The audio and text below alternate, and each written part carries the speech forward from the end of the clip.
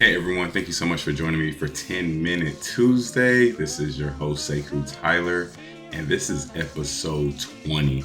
I cannot believe I'm at episode 20. I just feel like I just started this thing last week. So, shout out to everyone who has recorded with me, who has subscribed, who has watched, who has shared. And I'm really appreciative of everybody who has been watching my content. I just can't believe that the amount of love and likes and just good energy I've got since I started this. I want to do something special for this. Outside of my wife, who always supports my crazy ideas, I wanted to highlight my Lovelytics family. When I started this idea, I reached out to Trey, Chantilly, and Kayla, Melissa, and Scott. And I was like, hey, man, I'm trying to start this podcast. I got this idea. Would you all be guests? It's a 10 Minute Tuesdays. It's easy recording. I would love to have your help with it. And every one of them was so supportive and was like, yeah, I got you. So big shout out to you five. I wanted to highlight and make a favorite episode, if you will, and you really, highlight and talk about and bring out different perspectives from the episodes that we recorded. So this episode will be a mashup of different parts from the previous five podcast recordings that we have with each individual guest. And so if you want to go back and listen to the full episodes, they're available on YouTube, Spotify, Apple Music. And yeah, I'm excited to mash this up and get it together and show you all process. Thanks for everybody who has liked, shared, and subscribed. I'm really appreciative. I'm going to keep it going. I'm going to keep it moving. I'm expecting big things and big momentum and just excited to keep it going. So with that, let's go ahead and hop into 10 Minute Tuesday. And if you haven't already, please like, share, and subscribe. I'm going to keep reiterating that. And yeah, y'all have a great day. What compelled you to even get into data to begin with? Like, how did you even start out like, hey, I want to be in data? That's a that's a I guess a long story, but to make it short, so when I initially went into college, I actually wanted to be an architect, and not a data architect, like a real deal architect, like building houses, designing houses, and whatnot. Like that was my thing. Like coming out of high school, I applied to Virginia Tech. They have a great architecture school, and unfortunately, wasn't able to get in on like the first initial pass. It was they actually only at that time I think they were accepting like 8 students a semester, Oh, so wow. it's a really hard school to get into. But in any case, I very much like to build things, design things. That was kind of my thing as a kid. And then when as I grew up, I also, huge into technology, huge technologist. I just, love gadgets, tech, anything that comes out as new. I'm kind of just, interested in it. So that kind of played a part as well. So anyway, going back to my college career, I had, applied to architecture school, didn't get in. And then I was, looking at, maybe some other things, to take some classes sort of within the area. So I could, if I wanted to transfer in, I could without having to do a lot of catch up. So I was kind of, taking some engineering classes, which would apply toward the architecture degree. And now as I started to take those, I got into some computer science classes, did a few, programming things, started, messing around with some data analytics in one particular project that I had. And that kind of led me to, I was like, wow, this is, kind of really cool. I like, working with this stuff, databases, I mean.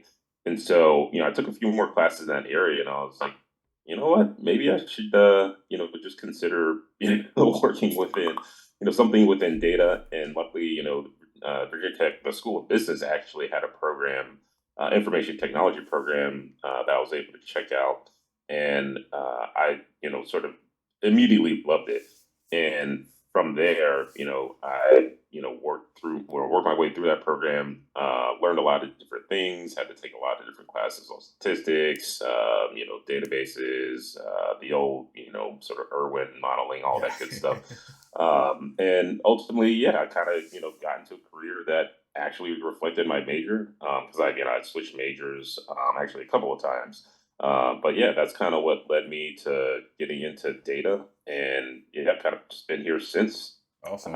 So yeah, Awesome. I just like I said, I just really like building, designing things, and sort of that. Even though it's not housing like I originally planned, Yeah. it still allows me to like scratch that itch, right? So Yeah. yeah, I really love it.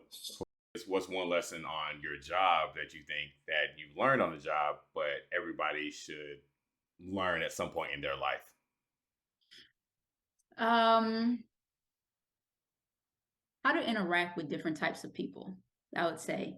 I think from a technical standpoint, I've always been like really good, but the soft skills standpoint, I had to learn over the 13 years. There in corporate America, you encounter different personalities. You encounter some of those know-it-alls, right? And especially when you're in the on the consultant side of things, it could be a little difficult because your clients are the ones that are paying the bills. So I would say like really early on, it took a lot for me to like learn myself and learn to how to interact with like other people in general. Yeah, thanks for the validation on that. That was one of my earlier hurdles was how to interact with certain personalities, especially when you come in as the expert or the know-it-all. You know, you're supposed to know this, but how do you interact with certain personalities when it's not a natural fit? So that was a lesson that I have. Exactly. So Oh definitely yeah. thanks for the confirmation. If nothing else, I got something big just from that, from that statement alone. So that's incredible. What is, one of your biggest failures that you had, throughout your career, and what did you learn from it, and something that's transitional that still pull from today? You know, I've given this some thought, and I wouldn't consider it a failure. I would say that it's something that I regret and have like pivoted from. And it's being mindful of who has access to you. Often in corporate spaces, we feel like we must be friends with everyone, but like everyone is not your friend. Yeah. Understanding how to finesse the corporate political landscape and understanding the difference between an actual friend and an acquaintance, but also pulling back from those relationships that you're seeing all the red flags, listen to the red flags, Yeah. and find a way to kind of slowly exit out of it. Yeah. Oh my goodness. Yeah. I think that could be another 10-minute episode just on that alone. Just talking about the flags and everything. Oh yeah, definitely learned that lesson as well. What has been your biggest failure, and then what did you learn from that experience in your career? Yeah. Um, and I'm sure anyone who does like any type of reporting probably can relate to this, but like um back for a healthcare company I was working for, we had a standard report that needed to go out, and it was a big deal because it went to like exec leadership. And when I came into that role, I kind of took over that report, but um like there were so many components of it trying to get up to speed really quick. And so I think maybe a few reports in, something broke, and I thought, I got it, like I'll figure it out. But then it came very close to the deadline, and I realized, like, all right, this is not gonna Yeah. happen by tomorrow. Like, okay, so I had to, pull in my boss and say, hey, listen. So for me, that felt like a failure because I was trying to figure it out without having to pull in my boss. But I think the biggest thing I learned from that was like raise the alarm as soon as you need to. Yeah. Like ask the questions, don't, put it off. So it's kind of like the fail fast, mindset of like, if I would have addressed those questions or brought it up to my manager earlier, then we probably could have figured it out. But me trying to problem solve and like, Yeah. yeah, I could fix Yeah. it. Yeah. And kind of waiting too late, was a problem. So that was probably the biggest thing. Now I try to like, if there's a question, if something looks off, like trying to discuss that as soon as possible. Yeah, that proactive and fail fast mentality helps out so much on the back end. Right, the more you can catch Yeah. stuff and raise your hand, but that initial lesson of like, man, I got this. I'll be able to figure this thing out. And you're like, Yeah. whoa, whoa, whoa, like I need help, or we're not gonna make the deadline. And then just the whether it's I won't say the perception, but just how you're like, man, I got this. I don't need the help, and the feeling of Yeah. letting somebody down of a deadline, it just really stinks. Yeah. And it's like it's always a balance of like how much time should I put in trying to Yeah. solve it versus just, just asking somebody. So it's like it's something I'm like always kind of, trying to calibrate, but Yeah. the sooner you can address it typically is, I think, the better.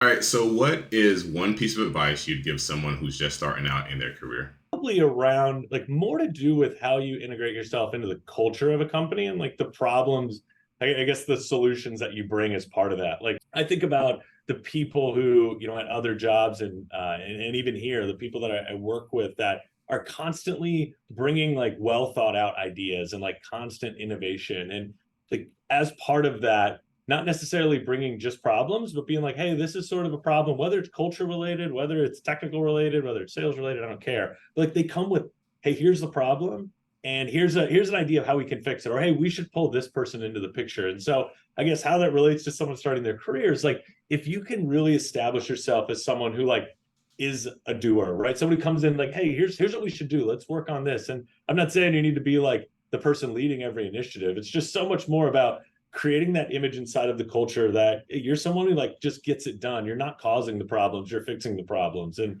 I don't think that necessarily means you need to like be selfless and constantly just do things for the greater good of the company, right? But I think it is that plus making sure that you have a path to success. And those people that do that, in my opinion, really just are able to go higher and higher in their career.